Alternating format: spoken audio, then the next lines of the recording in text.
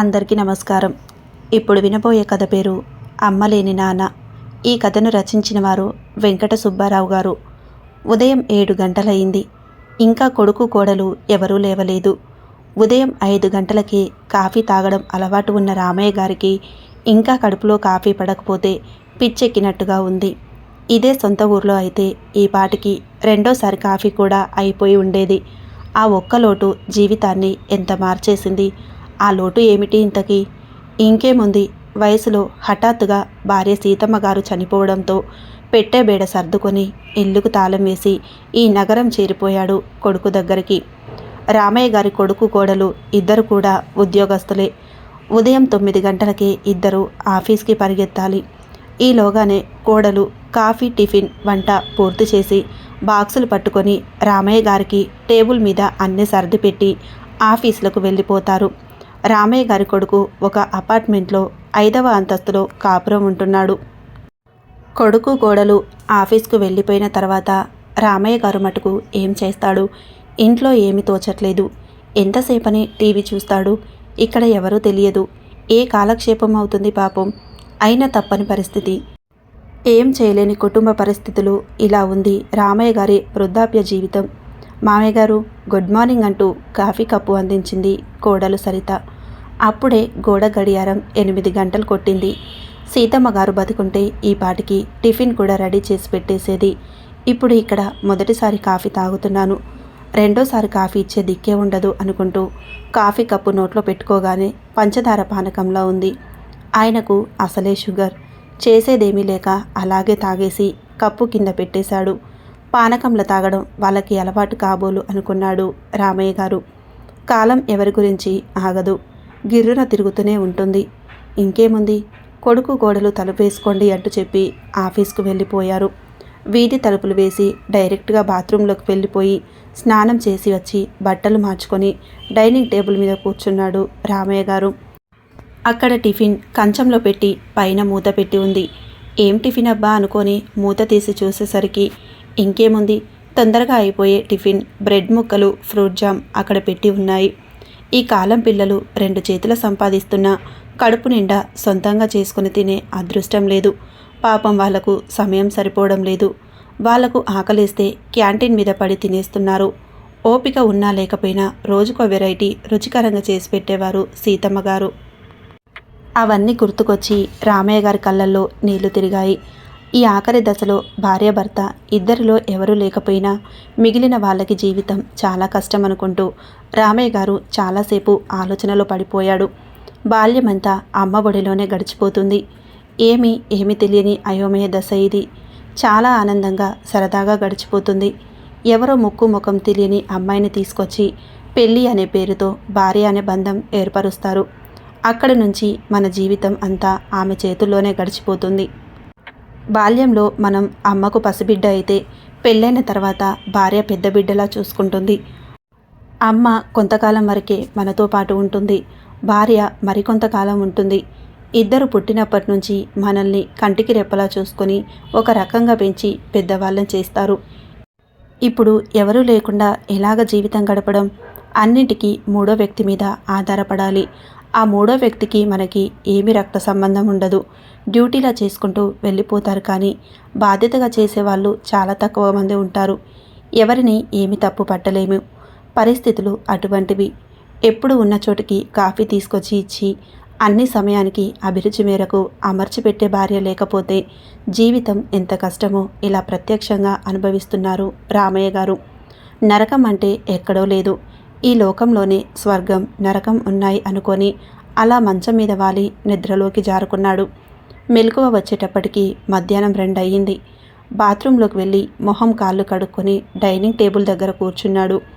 మూతలు తీసి చూసేటప్పటికి మూకుడులో బంగాళదుంప వేపుడు, కుక్కర్లో అన్నం, గిన్నెలో చారు, పక్కనే ఆవకాయ పెరుగు, కంచంలో అన్నం పెట్టుకొని గబగబా 4 ముద్దలు తిని కంచంలో చేతులు కడుక్కొని హాల్లో టీవీ ముందు కూర్చున్నాడు. ప్రతిరోజు మడిగట్టుకోబోయే ముందు సీతమ్మ గారు ఇవాళ ఏం వండమంటారంటూ ఆప్యాయంగా అడిగేవారు. ఏ రోజు కూడా 2 రకాలు లేకుండా వంట చేసేవారు కాదు. ఏదో ఒక రకం చేయొచ్చు కదా అంటే మీకు ఆకలి ఎలా తీరుతుందండి అంటూ సమాధానమిచ్చే భార్యని గుర్తు తెచ్చుకొని టీవీలో ఛానల్ అటు ఇటు తిప్పుతూ యూట్యూబ్ ఛానల్లోకి వచ్చాడు. ఏ ఛానల్ చూసినా ఏముంది, గర్వకారణం. ప్రతి ఛానల్లోని ఆ వృద్ధాశ్రమాల వాళ్ళతోటి ఇంటర్వ్యూలే, వాళ్ళ అడ్వర్టైజ్మెంట్. ఒక పక్క వృద్ధాశ్రమాలు మూసివేయాలని అందరూ గొడవ చేస్తుంటే, మరో పక్క ఈ ఇంటర్వ్యూలు ఏమిటి, చాలా బాధగా భయంగా ఉంది అనుకొని టీవీ కట్టేసి మళ్ళీ మంచం మీద పడుకున్నాడు. కాలింగ్ బెల్ అదే పనిగా మోగుతుంటే మెలకువ వచ్చింది రామయ్య గారికి. పని మనిషి వచ్చేటప్పుడు చేతులు ఒక ఫ్లాస్క్ పట్టుకొని వచ్చింది. అయ్యగారు టీ తాగండి అంటూ ఫ్లాస్క్లో నుంచి కప్పులోకి పోసి ఇచ్చింది. రోజుకొకసారి వస్తుంది పని మనిషి, అది కూడా సాయంకాలం పూట. అమ్మ, డైనింగ్ టేబుల్ మీద ఉదయం నేను తిన్న టిఫిన్ ప్లేట్లు, అన్నం తిన్న కంచం, ఇంకా మిగిలిన సామాన్లన్నీ అక్కడే ఉన్నాయి, అవన్నీ తీసుకో అని చెప్పాడు రామయ్య గారు. లేదండి అయ్యగారు, అమ్మగారు డైనింగ్ టేబుల్ నన్ను ముట్టుకోనివ్వరు. మరి రోజు ఏం చేస్తున్నావు అని అడిగాడు రామయ్య గారు. నేను రోజు ఉదయం అమ్మగారు ఉన్నప్పుడే వస్తాను. మీరు వచ్చిన దగ్గర నుంచి సాయంకాలమే రమ్మని అమ్మగారు చెప్పారు అని సమాధానం చెప్పింది పని మనిషి. ఇంకా రామయ్య గారు చేసేదేమీ లేక డైనింగ్ టేబుల్ మీద ఉన్న సామాన్లన్నీ పని మనిషికి వేసేశాడు. సామాన్లన్నీ కడిగేసి ఇల్లు తుడిచి అరగంట తర్వాత పనమ్మాయి వెళ్ళిపోయింది. అప్పటికి సమయం 7 గంటలయ్యింది. వీధి తలుపు వేయబోతుంటే కొడుకు కోడలు గుమ్మంలోకి అడుగుపెట్టారు. ఈలోగా రామయ్య గారికి కడుపు మండిపోతుంది. మధ్యాహ్నం అన్నం తిన్న తర్వాత ఒక కప్పు టీ తప్ప ఇంకేమీ తినలేదు. నీరసంగా కూడా ఉంది. అక్కడ ఉండేటప్పుడు నిద్ర లేచి లేవగానే తినడానికి ఏదో ఒక చిరుతిండి చేసి అల్మారాలో పెట్టేది సీతమ్మ గారు. రామయ్య గారికి చిరుతిండి అంటే ఇష్టం. ఇక్కడ ఏమున్నాయో రామయ్య గారికి తెలియదు. ఇంతలో కొడుకు కోడలు స్నానం చేసి వచ్చి, మామయ్య గారు టిఫిన్ చేద్దాం రండి, డైనింగ్ టేబుల్ దగ్గరకు పిలిచింది కోడలు. మరి అదేమిటి, వంటింట్లో టిఫిన్ చేసిన అలికిడి ఏమీ లేదు. కోడలు ఆఫీస్ నుంచి వచ్చిన వెంటనే బాత్రూంలోకి వెళ్ళిపోయింది కదా, అంటే బజారు నుండి తీసుకొచ్చారన్నమాట అనుకొని డైనింగ్ టేబుల్ కుర్చీ లాక్కొని కూర్చున్నారు రామయ్య గారు. కోడలు బ్యాగ్లోంచి 3 పొట్లాలు తీసి ఒక పొట్లం రామయ్య గారికి ఇచ్చింది. ఆ ప్యాకెట్ విప్పగానే మసాలా వాసన గుప్పుమని కొట్టింది. తీరా చూస్తే అది చపాతీ కూర. బలవంతంగా అలాగే ముక్కలు తెంచుకొని గట్టిగా నములుతూ టిఫిన్ అయిందనిపించారు రామయ్య గారు. కోడలు ఇచ్చిన గ్లాసుడు మజ్జిగ తాగి అందరూ ఎవరి బెడ్రూమ్లోకి వాళ్ళు వెళ్ళిపోయారు. ఇలా 3 నెలలు గడిచాయి. తెల్లవారడం పొద్దుగూకడం తప్ప రామయ్య గారి దినచర్యలో ఏ మార్పు లేదు. ఆ హోటల్ టిఫిన్ తినలేక 2-3 సార్లు జ్వరం కూడా వచ్చింది రామయ్య గారికి. ఈ సమస్యకు పరిష్కారం ఎలాగా అని ఆలోచించుకుంటూ ఒక స్థిర నిర్ణయానికి వచ్చాడు. చేతిలో డబ్బు ఉంది, ఊరిలో ఉండడానికి ఇల్లు ఉంది. అరుగు మీద కూర్చుంటే కాలక్షేపం అయిపోతుంది. మరి తనని చూసుకోవడానికి మనిషిని చూడమని ఊర్లో ఉన్న తమ్ముడికి ఉత్తరం రాసి పని మనిషి ద్వారా పోస్టు చేయించాడు.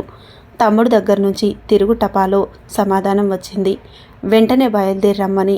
ఇదే విషయం కొడుకుకి చెప్తే, చూడు నాన్న, అందరూ నన్ను తప్పుగా అనుకుంటారు, నేను నిన్ను చూడట్లేదని నిందలు వేస్తారు, తండ్రిని ఇంట్లోంచి పంపించేశాడని దోషిగా నిలబెడతారు. నువ్వు ఇలాంటి పనులు చేస్తే ఎలాగా? మాకు ఇద్దరికి ఉద్యోగాలు తప్పవు. 2 ఉద్యోగాలు చేస్తే గానీ ఇక్కడ గడవదు. నువ్వు ఇక్కడ ఒంటరిగా ఉండలేకపోతున్నావు, నాకు అర్థమైంది అంటూ ఎంత నచ్చజెప్పినా రామయ్య గారు వినిపించుకోలేదు. చూడరా, నీ గురించి, కోడలు గురించి, ఇక్కడ పరిస్థితి గురించి నాకు బాగా తెలుసు. ఇదివరకు ఉమ్మడి కుటుంబాలు ఉండేవి. అందువల్ల పెద్దవాళ్ళకి ఏ ఇబ్బంది వచ్చేది కాదు.